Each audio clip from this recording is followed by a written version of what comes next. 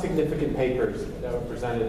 Joe Lucal did the wrap-up on the Friends of New York, the wrap-up, but we'll go over some things real quickly. So fertility and health. You're going to see it again and again. Fertility and health. You saw the data it was based on. A Utah study, epidemiology, childhood cancer risk, and the relatives of infertile men. So childhood cancer risk and the relatives of infertile men. Not the kids, the relatives.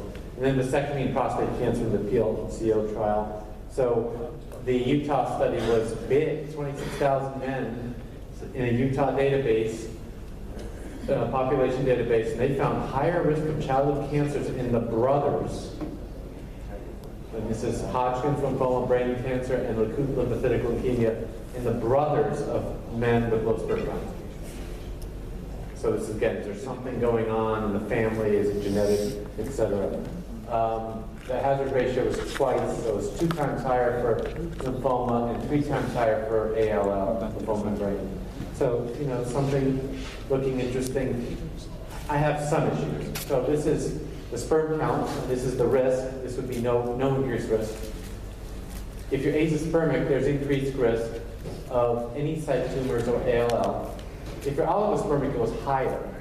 That's a little odd to me, because as the guy who started it all, I would say that azoospermic would be more at risk. It's more of a problem than they have a low sperm count. So that's a little odd. Normal spermics, and then this is high sperm counts. We're about the same.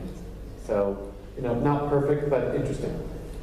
Vasectomy, prostate cancer. I have no idea why we keep talking about this problem. I mean, it's all epidemiology. But this is a good trial of prostate, lung, colorectal, ovarian screening. 13-year outcomes. 27% of people had a vasectomy. No increased risk of prostate cancer with vasectomy in the screening arm. A little bit increased risk by 10% in the usual care arm, basically showing us not much difference. Remember, vasectomy patients are screened more than non-vasectomy patients, right? So if you get a vasectomy, you're seeing a doctor at a younger age than an average guy. So you would expect some higher risk because you're screening earlier. How about non-obstructive azoospermia? Well, the Minhouse is a big microdissectionist, so he reported his data using Schlegel's technique in London and a couple of abstracts. And then Cornell reported their sperm retrieval rates in men with a history of cryptorchidism. So Soup's data was 230 patients. Their retrieval rate was 45%. Now remember, you know, you're good at this not because you're a great surgeon, face it. You're good at this because you have a great team. So it's not hard to do a microdissection. Within a couple cases, you realize what you're looking for. But it's the people receiving in the lab that have to be good. So I think most of the success rate here is lab-driven, not surgeon-driven, as long as you're relatively competent. Pregnancy rates were reasonable. Live birth rates were quite low. That's very interesting. That's not what we usually see. No significance between pregnancy or live birth rates. We're using fresh or frozen thawed sperm, another minor issue, but you know, they didn't have the power to address which is better. Cornell group, 207 microdissections, 162. Why do they do them twice? They do them twice, right? Some guys get 2 procedures, maybe 3. It's like, why don't you do it once and freeze it? What are you trying to do with the testosterone levels? I never understood that. Once and done. Who wants it twice? Sperm retrieval, 62%. Consistent with their other stuff, pregnancy rate 47. They have a very good IVF program. He has a very good lab, Schlegel. I mean, his lab is top notch, in the room with him. Excuse me? 2 testes, not 1. You're saying that's why it's 207? Well, this says cases. So you're saying one time they went for 1 test for 1 time they went for the other? Yeah, whatever. Still, too many. FSH and testicide, so no good predictors of successful sperm. We knew that. How about the varicocele? I love this study by my fellow Stella Cayenne from Mersin University. Fixing adolescent varicoceles and the paternity later on in life. That was a good one. And then varicoceles and cardiovascular disease. Again, health with infertility. This is my fellow Mike Eisenberg at Stanford. So Cella looked at 408 boys, teenagers, with varicoceles. This was not prospective, I don't think. 286 were fixed, followed for 10 years, the others weren't. I think they just looked back on them, right? They had a database. Paternity rate in the fixed patients was 77% and 48% in the untreated controls 10 years later. Right? So this would have been very powerful as a prospective controlled study where they, had them conceive and stuff like that. But he could have plucked these patients out. Maybe some of them, maybe the infertile ones are waiting and the fertile ones got it done early. It's hard to know what it means, but it's a big difference. And the semen parameters are also different between the two groups. So, we have very few longitudinal studies of varicoceles. I'd like to see when they publish the semen parameter data, because we don't have that in hardly any groups. But that's important. That could show that fixing varicoceles is protective of fertility. What would you expect if you really had them all conceive for a year, what would you expect their pregnancy rate to be? What's a normal pregnancy rate, say in America, for a couple conceiving at 1 year? What was the rate you'd expect to see after 1 year, percent conceiving? A, 77%, B, 85%, C, 95%, D, 100%, E, none of the above. 85. And actually, the data that we think is true is it's 85 for normal couples, no issues that you know about. And with varicoceles, we're thinking 80.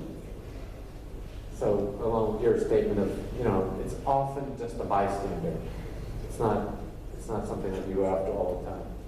And then, I'm not sure, this is again taking it like semen analysis of death rates. This is taking it to the extreme, varicoceles and cardiovascular risk. The concept is varicoceles lower testosterone. Lower testosterone increases cardiovascular risk. Both presumptions. They've both not been shown.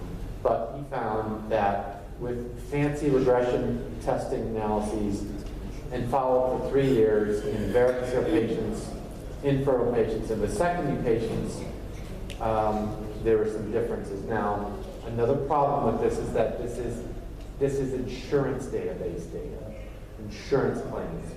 We can't confuse those from clinical databases, like the VA study with testosterone is a clinical database, right? This is an insurance database. It's got numbers, prices, but it's not a clinical database with all clinical characteristics, so it could be way off. But men with varicoceles had a higher rates of heart disease versus infertile patients and vasectomy patients. So if you were just an average guy with a varicocele compared to being just infertile or vasectomy, you had 20-30% higher rate of heart disease. And men with varicoceles versus vasectomies had more diabetes and hyperlipidemia. That's kind of interesting. That may mean infertile men have more of it, so you don't know what's the varicocele or the infertility or whatever. But there's sort of suggestions that they're not the same. I think that's what you take home. Genetics. There's some new pathways.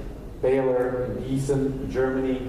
Baylor identified a mutation in 2 brothers called intraflagellar transport protein. And it's involved with probably sperm motility. They found it in 0.9% of non-obstructed men and no controls. So there you go, there's another one. And then the 1011 translocation enzyme, this is kind of interesting because you now know what epigenetics is. And this is an epigenetic enzyme pathway that's responsible for methylation, is what makes the marks on the DNA. It's responsible for methylation in sperm, and they found some differences, which is kind of interesting. Fewer levels of this protein correlated with lower motility, decreased levels of another one correlated with poor sperm concentration, and poor fertilization. So this is the kind of thing you're going to start seeing. Epigenetic markers of fertility, not the semen analysis, but fertility. So that's interesting, but that's very interesting. Testosterone in prostate cancer. That's a good one, right? Is it the lower testosterone hypogonadal men who have more prostate cancer, or is it protective of prostate cancer? You can look at molecular studies, you can look at epidemiologic studies. Tom Walsh is my fellow from now in Seattle. He's got NIH money, and he's looking at that, and cardiovascular events and testosterone placement, again, timely, right, because we don't know the relationship. But if you look at testosterone, and this is veteran study, again, clinical database, super good, lots of abstracted data, a lot of men, powerful, big databases, big data. 40% of these men received testosterone at the VA, 60% did not. No difference in prostate cancer per 1,000 person years in treated or untreated men. So men who received T treatment or didn't receive T treatment. So looking pretty negative for an effect. And testosterone treatment was not associated with risk of prostate cancer. Adjusted hazard ratio crosses 1, so it's basically negative. Testosterone treatment not associated with aggressive prostate cancer, it crosses 1. And so, negative study. I have no problems publishing negative studies. I don't know why everyone rejects negative studies. I mean, if you reject a negative study as a reviewer, the next guy's not going to know that, and he's going to do the same thing, and you never get negative data. You're just wasting everyone's time. It should be published, this stuff. Cardiovascular events. Testosterone replacement, retrospective, matched, so not prospective. Cohort study, Ontario, 10,000 patients, good size, 28,000 controls, followed for 5 years. The lowest tertile of T exposure had the highest risk. So exposure means level, right? So that's a fancy word for level. So the lowest levels of testosterone had the highest risk compared to controls. So again, showing maybe that it's more risk of prostate cancer. That's it.